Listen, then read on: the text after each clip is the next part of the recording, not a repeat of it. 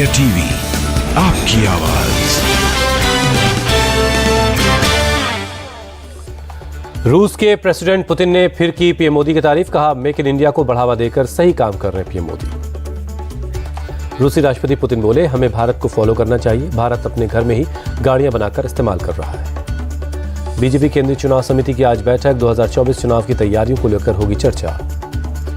BJP चुनाव समिति की बैठक में एमपी चुनाव के उम्मीदवारों की एक और लिस्ट पर लग सकती है मुहर। पीएम मोदी करेंगे बैठक की अध्यक्षता। दिल्ली में गृहमंत्री अमित शाह के घर पहुंचे बीजेपी अध्यक्ष जेपी नड्डा। छत्तीसगढ़ चुनाव को लेकर दोनों के बीच हुई बैठक। इंडिया अलायंस कोऑर्डिनेशन कमेटी की आज दिल्ली में बैठक होगी। शाम 4 बजे होगी बैठक।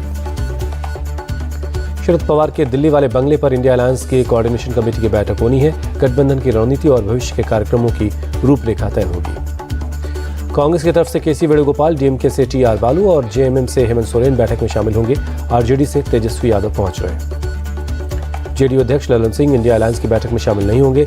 ललन सिंह की जगह बिहार के मंत्री संजय झा बैठक में मौजूद रहेंगे। टीएमसी नेता अभिषेक बनर्जी भी इस बैठक में शामिल नहीं होंगे। अभिषेक को ईडी के सामने पेश होना है। बैठक में संजय राउत, डी राजा, सीताराम येचुरी, उमर अब्दुल्ला और महबूबा मुफ्ती मौजूद रहेंगे। आप की तरफ से राघव चड्ढा और सपा की तरफ से जावेद अली शामिल होंगे। दिल्ली में कांग्रेस स्क्रीनिंग कमेटी की बैठक। मध्य प्रदेश विधानसभा चुनाव को लेकर सीटों पर बातचीत हुई। तेलंगाना में 16 और 17 सितंबर को होगी कांग्रेस वर्किंग कमेटी की बैठक। प्रदेश कांग्रेस अध्यक्ष रेवंत रेड्डी के मुताबिक 18 सितंबर से तेलंगाना में चुनाव प्रचार शुरू होगा।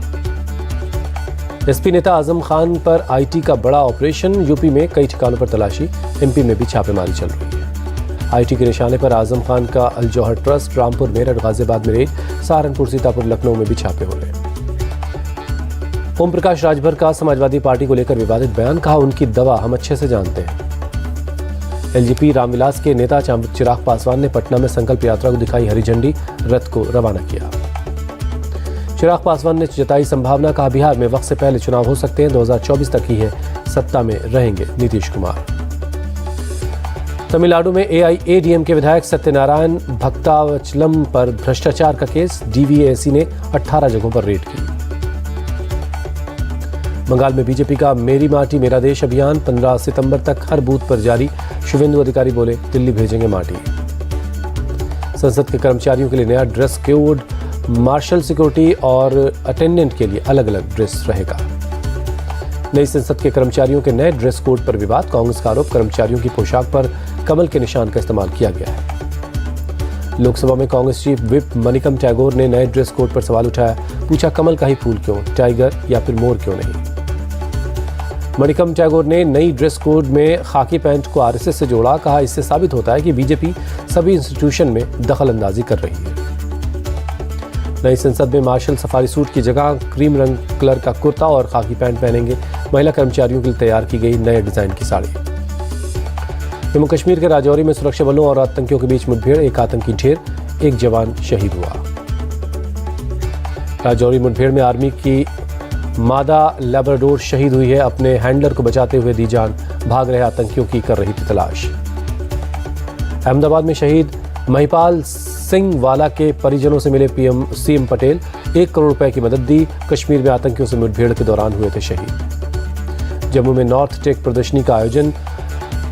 टेनोमस मल्टी वेपन एंगेजमेंट सिस्टम का प्रदर्शन हुआ। ड्रोन का पता लगाने में माहिर है। सिस्टम में लगाए जा सकेंगे एलएमजी राइफल और कार्बाइन जैसे हथियार। ड्रोन का पता लगाकर उसे डाउन करेगा। उत्तराखंड वक्फ बोर्ड का फैसला। 117 वक्फ बोर्ड मदरसों में लागू होगा एनसीईआरटी सिलेबस। वक्फ बोर्ड चीफ ने जानकारी दी। तमिलनाडु के मंत्री उदयनिधि स्टालिन के खिलाफ मुंबई के मीरा रोड में मामला दर्ज हुआ। वीएचपी ने दी है शिकायत। तमिलनाडु के मंत्री एम.के. पोनमुडी के बयान पर फंसा इंडिया अलायंस। पोनमुडी ने कहा, अलायंस का लक्ष्य सनातन का नाश करना है। पोनमुडी ने कहा, सनातन का मुद्दा सिर्फ डीएमके का मुद्दा नहीं। जो डीएमके का स्टैंड वही इंडिया अलायंस का। पोनमुडी ने कहा, अलायंस की पार्टियों की विचारधारा भले ही अलग हो, लेकिन सनातन के विरोध को लेकर सभी पार्टियां एक मत हैं। तमिलनाडु के मंत्री के बयान पर बीजेपी ने पूछा, क्या सनातन को बदनाम करने के लिए इंडिया गठबंधन बना? सनातन विरोधी है इंडिया गठबंधन के नेता एमपी के सीएम शिवराज सिंह चौहान का बयान। सनातन धर्म कोई नहीं मिटा पाया और न ही मिटा सकता है, गोवा के सीएम प्रमोद सावंत का बयान। बीजेपी से हमें सर्टिफिकेट की कोई जरूरत नहीं, सुप्रिया सुनीत बोली। राष्ट्रवाद सनातन पर इनसे ज्ञान लेने की जरूरत नहीं है। विपक्षी नेता जानबूझकर सनातन और भारतीयता पर हमले कर रहे हैं, बीजेपी महासचिव तरुण चुग का बयान। सनातन विवाद पर बोले राघव चड्ढा, कहा किसी भी पार्टी का नेता ऐसा बयान दे तो उसे किसी गठबंधन के साथ समझना गलत है। महाराष्ट्र आरक्षण को लेकर सकारात्मक है सरकार, सीएम शिंदे बोले मनोज जारंगे से करेंगे बात, उसके बाद फैसला लिया जाएगा। पंजाब में लॉरेंस बिश्नोई की वसूली रैकेट का भंडाफोड़, पुलिस ने 2 बदमाशों को अरेस्ट किया, 2 पिस्टल और कारतूस बरामद हुए। राजस्थान के हनुमानगढ़ में बोलेरो और बस में टक्कर, बोलेरो में सवार 4 लोगों की मौत, 1 जख्मी है। असम के सोनितपुर में 24 किलो गांजा मिला, पुलिस ने 3 लोगों को गिरफ्तार किया है। बाराबंकी के जमुरिया नाला में उफान की वजह से सभी मोहल्लों में पानी भर गया है, हजारों लोग अपने घरों में फंसे हैं। एनडीआरएफ, एसडीआरएफ, पुलिस की टीमें लोगों को निकालने में लगी हैं, अब तक करीब 4000 लोगों को रेस्क्यू किया गया है। बाराबंकी में जलभराव की वजह से ज्यादातर इलाकों की बिजली काट दी गई है, बिजली नहीं होने से लोग ज्यादा परेशान हैं। लखनऊ में भारी बारिश से कई सड़कें टूट गई हैं, ऊर्जा और शहरी विकास राज्य मंत्री ए.के. शर्मा ने निर्माण के लिए 2 करोड़ रुपए मंजूर किए हैं। एशिया कप के सुपर 4 मुकाबले में भारत ने श्रीलंका को 41 रनों से हराया, फाइनल के लिए क्वालिफाई किया।